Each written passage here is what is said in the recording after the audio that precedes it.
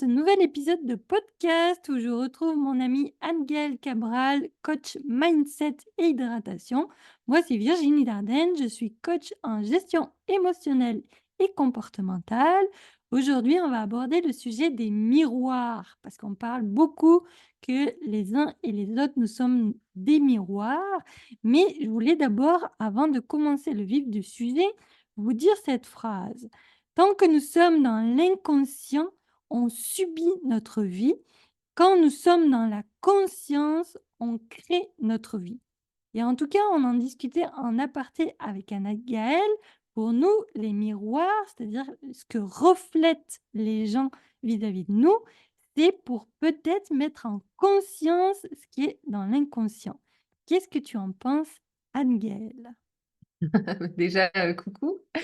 Et oui, en effet, c'est un sujet qui est assez, détonnant, pour pas dire autre chose, parce que, heu, nous sommes des êtres humains et forcément on entre en lien. On est des êtres de communauté, on est des êtres de relation et forcément l'autre va enfin, quand je dis forcément, c'est parce que je suis dans ma croyance évidemment, mais il vient mettre en lumière des choses et parfois ce sont mes forces, parfois ce sont des choses que j'aime, des choses agréables, mais parce qu'on entre en résonance, parce qu'on exerce la même passion ou qu'on est intéressé par les mêmes sujets, mais parfois aussi parce qu'on a vécu certaines choses et même sans en parler, eh bien, on entre en résonance les uns avec les autres et ça vient révéler le souvenir, en fait, de ces traumas ou de ces blessures et cetera. Donc ça vient révéler des blessures guéries ou non guéries. Parfois, c'est un souvenir, parfois, ce sont encore des blessures vives et c'est là où, en effet, comme on en parlait,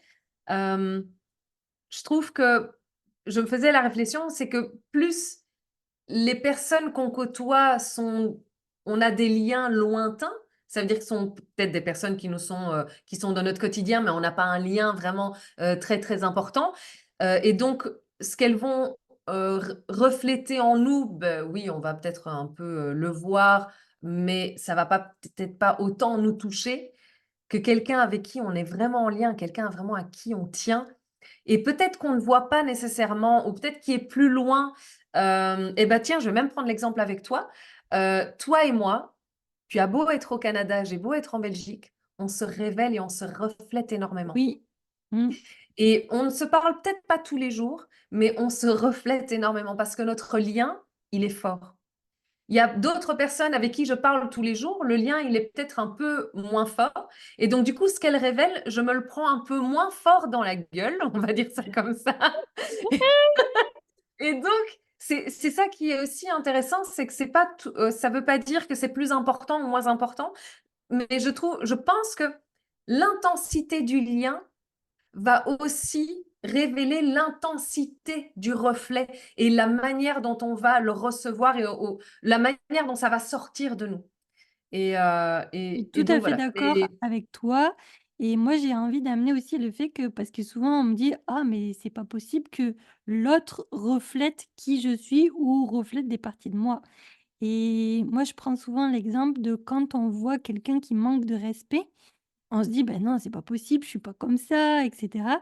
Mais souvent la question à se poser, c'est: «Est-ce que je me respecte moi-même?» Et là, bizarrement, effectivement, c'est là que le miroir va venir mettre en lumière ce que notre inconscient ne veut pas, mettre en conscience. Parce que exactement. l'inconscient aussi, hein, il essaye de manière, tout à fait, détournée, de ne pas mettre de révéler justement ce qui est caché pour faire en sorte qu'on subisse notre vie. Donc on va être comme entraîné dans un mécanisme, une roue, tu sais le petit hamster qui court, qui Ouais. court, qui court, qui court et pour moi, c'est ça, toutes les personnes qui sont autour de nous et comme tu le dis très bien, en fonction du lien qu'on a avec la personne qui elle est plus ou moins proche, beh, le miroir, il va être plus ou moins vibrant, plus ou moins Mmh mh. lumineux. Mmh. Hem, je me souviens, il y a quelques années de ça, il y a une collègue de travail qui était très dans le contrôle, puis je me disais: «Beh, dis donc, elle est dra elle est» c'était quand même quelque chose, tu vois? Puis petit à petit, j'étais: «Ah mais ça me dérange, pourquoi ça me dérange autant?» Surtout que c'était assez spécifique. Elle contrôlait, une certaine partie de son travail, mais pas le reste. Puis là, j'ai juste réalisé que moi aussi, j'étais dans le contrôle sur une certaine partie de mon travail et pas le reste. Et surtout que ma partie à moi, il y avait quand même beaucoup de gestion. Moi, j'étais chargée de projet, donc j'avais Mmh. beaucoup de gestion d'équipe et j'essayais de gérer toutes les tâches de toutes les équipes. Ce qui, au final, n'était pas forcément agréable pour les personnes qui Mmh. travaillaient avec moi, parce que je Ouais. mettais des deadlines qui étaient assez importantes. Mais en tout cas, j'ai réalisé que la personne qui était en face de moi, qui était une collègue, mais son comportement avait comme mis en lumière mon comportement à moi et d'un coup, j'ai fait: «Ah ouais, en fait, c'est pas le fun!» Non, mais écoute, ça me fait penser que c'est drôle qu'on fasse, ce sujet aujourd'hui, qu'on l'ait choisi genre, 3 minutes avant de tourner, C'est parce ça, que je suis occupée à lire un livre qui dit, on ne fait aucune rencontre par par hasard. hasard. Et bah, évidemment, ce livre, il est très chouette. Évidemment, je sais déjà tout ce qui est écrit dedans et il le dit déjà, dans les premières phrases: «Vous connaissez déjà tous les sujets que je vais exposer». Mais ça fait déjà autre chose aussi, de le lire et de ne pas nécessairement que ça ne sorte pas de notre bouche, mais justement de l'entendre ou de le lire de quelqu'un d'autre et sa première phrase, son premier apprentissage, c'est: «Et si vous décidiez que chaque personne que vous rencontrez a quelque chose à vous apprendre?» Et je m'étais dit: «Ah oui, ben oui, oui, que cette personne va pouvoir m'apprendre quelque chose sur le monde par rapport à son expérience qu'elle va me partager» et là, en fait, je me dis: «Mais en fait, oui, elle va pouvoir m'apprendre, mais aussi sur moi». D'elle, de son C'est ça. expérience, elle va pouvoir me révéler de moi, mon expérience et bah, évidemment, je vais pouvoir décider ce que j'en fais et c'est là aussi où c'est intéressant, c'est que les miroirs, les reflets, qu'importe, ce qui est mis en lumière parfois, c'est un peu comme les étoiles. Je pars loin, mais on les voit jusqu'au moment où, quand elles meurent, nous, on s'en rend compte que des milliers d'années plus tard. C'est Eh ça. bien, on va pas parler en milliers d'années, mais parfois on a un message, ça nous on il y a un Ça nous reflet percute. qui est mis en lumière et on s'en rend compte, enfin, je vais pas dire on, je vais dire je me rends compte 10 ans plus tard en me disant: «Ah, mais ce jour-là, ça m'a énervé de ouf, mais c'était à cause de ça. Mais Mais oui, en fait, l'autre, je la supportais pas à cause de ça, parce que moi, je suis comme ça» et en fait, c'est vrai que même si ça vibre aujourd'hui, le message, il est peut-être on en a peut-être conscience que plus tard, parce que peut-être qu'aujourd'hui, il y a d'autres couches qui doivent être retirées avant d'avoir accès à l'information ex et je pense que le simple fait de savoir ça, que parfois on peut être énervé, parfois ça peut nous saouler et on comprend pas pourquoi, et ben, c'est pas grave. Gardons le «je ne comprends pas» et mettons-le au chaud, là, quelque part dans la tête pour pas l'oublier, parce que quoi qu'il arrive, à un moment donné, on va comprendre pourquoi et je et pense que ça, c'est et je vais rebondir parce que là, je vais faire un parallèle avec ma vie personnelle. Mes premières relations, j'étais qu'avec des hommes qui voulaient pas s'engager. Et au final, ça a tourné vite court parce que, bah, il y avait toujours cette question de: «Ah mais je suis trop jeune, je veux profiter, ouais. nanani nanana». Puis pendant longtemps, j'étais: «Ah mais je comprends pas pourquoi j'attire ce genre de personnage. Comment ça se fait? Comment ça se fait?» Puis, c'est maintenant avec le recul, puis avec le travail que j'ai fait, que je réalise que moi-même j'étais fuyante avec moi-même. J'étais pas prête à m'engager avec moi-même. Parce que quand Exactement. on parle d'engagement avec soi, beh, c'est de prendre ses responsabilités par rapport à nos comportements. Donc j'avais tendance à fuir dans tout ce qui est subtil, donc c'était les fêtes, j'étais pas très alcool et drogue, hein, ça je fais peut-être une révélation, mais c'est pas mon trip. Mais Mmh mh. j'étais une grosse fêtarde, donc le Mmh. samedi soir, le vendredi, j'étais souvent en train de faire la fête. Mais au final, c'était une fuite aussi. C'était une Ouais. fuite de ma réalité, que j'étais en souffrance au sein de mes partenaires ou voire même de mes amis ou de mon travail, il y avait des choses qui fonctionnaient pas. Mais comme tu l'as dit tout à l'heure, parfois on va pouvoir mettre un certain temps avant de réaliser que: «Eh, mais cette personne en fait était un beau miroir de ma fuite, un beau Exact. miroir de je Ouais. ne me respecte pas, un Oui. beau miroir de je suis dans le contrôle». Mmh mh. Mmh mh. Mmh mh. Et Mmh mh. souvent ces miroirs-là sont mis sur notre route. Pourquoi? Beh, déjà pour peut-être aller gratouiller à l'intérieur de nous, de comprendre, beh, c'est quoi mes blessures émotionnelles? C'est Ouais. quoi mes mécanismes de défense? Enlever toutes ces couches, en fait. Enlever toutes ces couches pour qu'un beau matin on se dise: «Et je me sens un peu plus légère». Alors, je vais peut-être faire un spoiler, on guérit pas de nos blessures, mais par contre, on apprend à vivre avec, puis on apprend à les observer et on apprend, moi je dis souvent à mes clients, mes clientes, à jouer avec. Parce que dans une blessure émotionnelle, il faut savoir que c'est un mécanisme qui se met en place pour nous protéger. Donc, quand une blessure se déclenche, c'est que notre inconscient veut nous protéger. Donc c'est remercier déjà, «notre ego» entre guillemets, qui est pour moi notre petit guerrier Ouais. interne qui Notre veut meilleur pote. c'est notre meilleur pote, hein. On avait fait Ouais, un sujet là-dessus sur ouais, je notre pense. ego, mais c'est notre ego, il est là pour nous protéger. Mmh. Donc quand il y a un miroir qui est en face de nous, beh, c'est de des fois, on va pas savoir qu'est-ce qui a été déclenché et c'est tout à fait correct et il y a Ouais, d'autres tout fois, à on va le voir, on va se dire: «Eh, elle est un peu trop dans le contrôle là, la madame qui est en face de nous, ouh, ça rappelle des choses». ouais.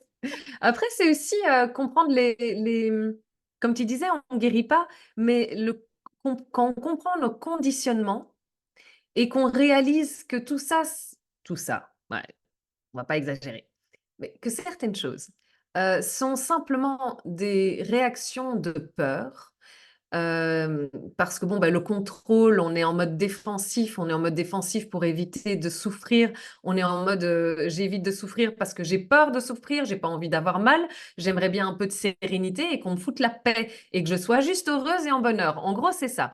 Je cherche juste l'amour de moi, pour que je me sente bien et que je puisse passer de mes épaules comme ça à mes épaules, «Ah, mais qu'est-ce que ça fait du bien de respirer tranquillement et de se sentir en sécurité», voilà, et cetera.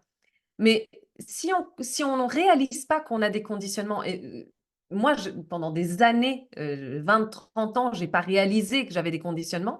Le jour où j'ai réalisé, bah, ça s'est pas fait d'un coup, mais Non, c'est vrai que j'ai mis des années, lumière pour réaliser certaines rencontres, ce qu'elles m'avaient apporté du passé et me dire: «OK, mais en fait, c'est pour ça. Bah, tiens, maintenant, l'effet domino peut se refaire parce que j'ai une nouvelle pièce, en fait, qui manquait ici. Ben voilà, j'ai compris». Mais comprendre les mécanismes et comprendre les conditionnements, eh ben, ça peut tout ça, on peut déconditionner. oui, Et ça, c'est quelque chose que je pensais impossible parce qu'on me disait: «Oui, mais plus tu avances dans l'âge et pire c'est et on peut pas changer». Non, en vrai, j'ai pas changé. Je suis toujours la même fille, qui suis, hyper dynamique, un peu trop passionnée, hein, qui parle fort, qui prend de la place. Ouais, c'est pour ça que j'essaie de faire attention avec le micro. Mais et ça, c'est quelque chose que j'ai réalisé quand je me suis déconditionnée. Je suis une personne hyper timide. Je suis une personne qui a besoin d'être dans le silence. Je suis une personne qui a besoin d'être seule, très fort. Et ça, c'est quelque chose aussi avec les relations, autant amicales, amoureuses, je ne comprenais pas. Mais clairement, chaque être humain a besoin d'un moment tout seul. Et, et je, oui, et comme j'avais mon étiquette d'extravertie, bien, du coup, je me suis dit: «Mais j'ai pas le droit de vouloir être toute seule parce que, bah, c'est pas ça une extravertie. Une extravertie, ça veut» et donc moi, j'étais complètement conditionnée à ça. Jusqu'au moment où, en me déconditionnant, j'ai appris qu'en fait, on est tout et son contraire suivant les situations, suivant les personnes qui sont en face, suivant ce qu'elles vont nous révéler, suivant l'intensité du lien, bla bla bla bla bla, et quand on met tout ça ensemble, c'est la vue holistique, hein, on sait, mais tout ça, c'est un déconditionnement. Est-ce que j'ai changé? Pas du tout. Mais pas du tout. C'est juste que j'ai ajouté d'autres facettes de moi et que j'ai dit: «Ah, mais en fait, je peux aussi être comme ça, parce qu'en fait, je Ah, suis comme ça», et en déconditionnant, on enlève les couches et on voit et on peut respirer. On a plus de place, on est moins, étriqué, et je vais rebondir, peut-être que ce sera un sujet de podcast sur l'ambiverti ou Ah ouais, oui, c'est en gros, on est à la fois extraverti et introverti. tout Moi, à pendant fait, ouais. longtemps, les introvertis, ça me rentrait dedans. J'avais juste envie de les prendre, de les secouer, de leur dire: «Ah, vas-y, sors de ton corps!» Jusqu'à ce que je réalise que, ben, moi-même, j'étais Voilà, introvertie c'est ça. et tout ça pour rebondir sur notre sujet de podcast, c'était un beau miroir. Ouais. Puis le miroir, on l'avait déjà mentionné dans un autre épisode, ça peut être autant positif que négatif. Mmh. C'est-à-dire que quand c'est négatif, ça vient vraiment toucher une partie de nous que Mmh. souvent on ne veut pas voir, qu'on peut appeler une ombre, parce que c'est comme dans un angle mort. Mais à l'inverse, quelque chose qui va refléter de positif, moi j'aime beaucoup les gens qui sont joyeux, qui aiment rire, qui sont positifs. Hem, Par exemple, beh, j'aime beaucoup Alex Vidéo parce on le connaît toutes les 2. Puis je Mmh. trouve que c'est quelqu'un qui est très pétillant, mais parce Mmh que mh. toutes les 2, puis là je vais parler de moi aussi, on est aussi pétillantes. Donc ça va Mmh. refléter, ça va mettre en Mmh. exergue cette partie de nous. Alors Tout peut-être à fait. pas autant que Alex, mais Mmh. on a en tout cas pour ma part, j'ai cette partie-là à l'intérieur de moi. Tout à fait, tout à fait, tout à fait. Après, c'est vrai que moi, je parle moins de positif et négatif, mais je vais faire un petit pont en disant,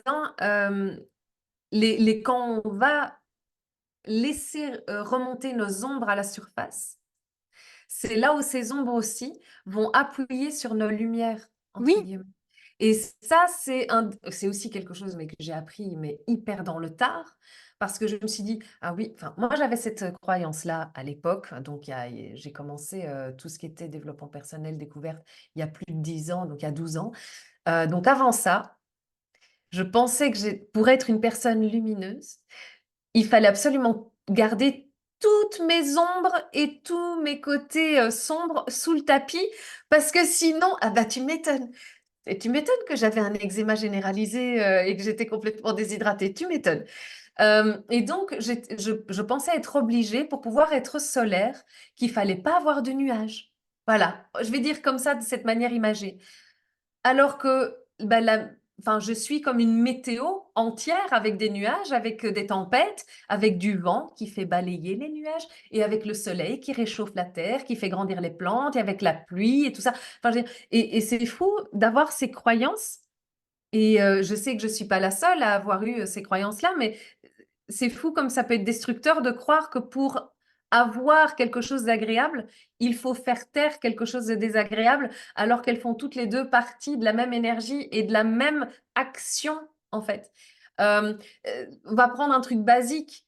Si j'ai envie, de la curiosité, forcément, je pars de quelque chose de désagréable parce que je n'ai pas l'information, donc je ne sais pas de quoi on parle, mmh, mais du coup, je vais porter mon attention dessus, je vais m'intéresser à ça, et hop, je vais avoir l'information, et à ce moment-là, ce sera agréable parce que je saurai de quoi je parle, et il y a rien de plus agréable que de pouvoir poser un angle de vue quand on a un peu plus d'informations sur le sujet, et cetera. Enfin, ça, en tout cas pour ma part, et j'ai réalisé avec la découverte de soi que je ne pouvais pas continuer à être solaire sans de temps en temps être dans l'ombre, être dans le sombre, sans pour autant être dans ma tempête intérieure. Je pouvais pas, en fait, continuer à être solaire parce qu'en fait, c'était du fake, et c'est là où, quand on a ces reflets, ces miroirs, on a le droit,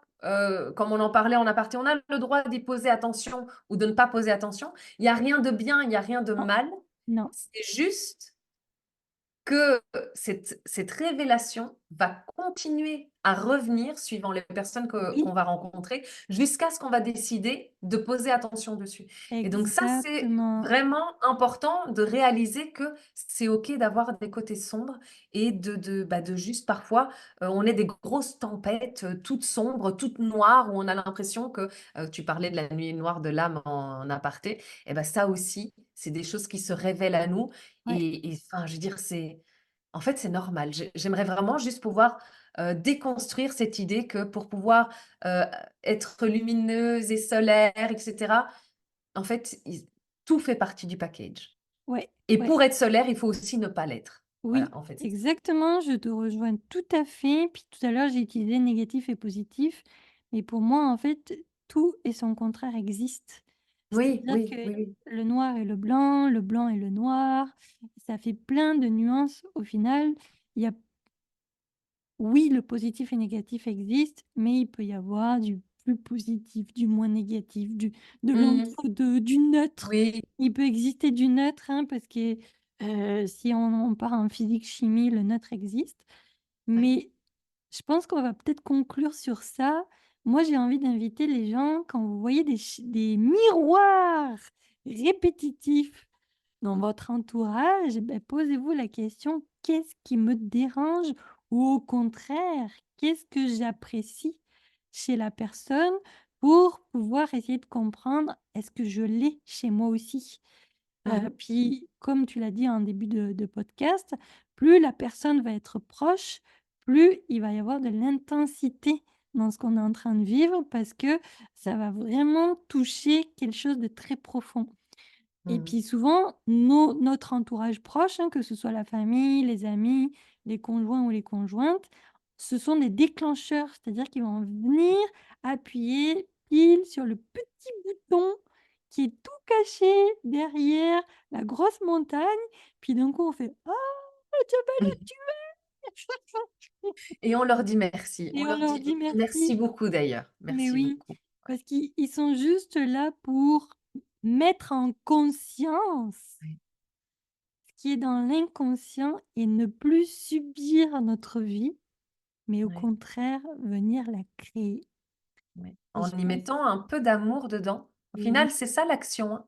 C'est c'est ça ça l'action, j'ai l'action. l'impression, quand on voit ces choses révélées, c'est vraiment d'arriver à mettre de l'amour chez nous Oui, et par conséquent ensuite chez l'autre aussi, malgré ce qu'il nous a, révélé et qui était un peu, voilà. Donc ouais, quand vous avez des petites choses comme ça, des petits miroirs, des reflets qui reviennent régulièrement, prenez un petit 5 minutes, respirez, puis posez-vous la question: «Qu'est-ce qui me dérange?» ou au contraire: «Qu'est-ce que j'apprécie chez cette personne?»